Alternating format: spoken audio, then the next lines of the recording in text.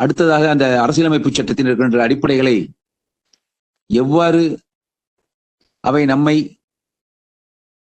திசை திருப்புவதாக இருக்கின்றன என்பதையும் அவர் எடுத்துக்காட்டி தெளிவான சில கருத்துக்களை முன்வைத்திருக்கின்றார்.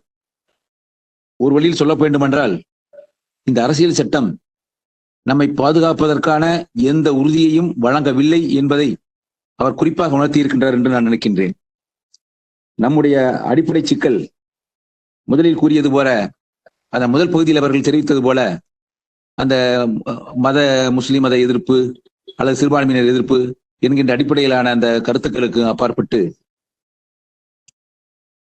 இங்கு இருக்கின்ற ஜாதிய குடிகள் எவரும் இந்துக்களாக கருதப்படவில்லை.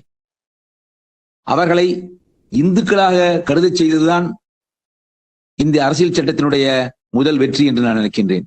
அதாவது அந்த மதவாதிகளுக்கு கிடைத்த வெற்றி என்று எண்ணுகின்றேன். ஏனென்றால் இந்த இந்து சமுதாயத்தில் இருக்கின்ற எந்த ஒரு நடைமுறையும் ஒவ்வொரு ஜாதிக்கும் பொதுவானதல்ல.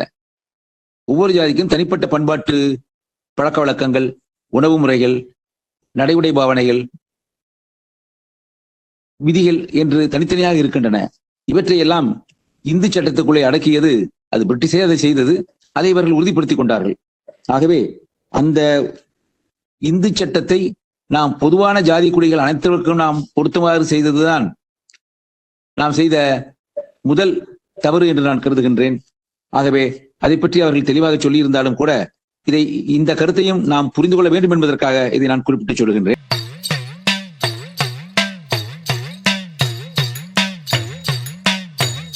பிறப்பு ஒக்கும் எல்லா உயிர்க்கும்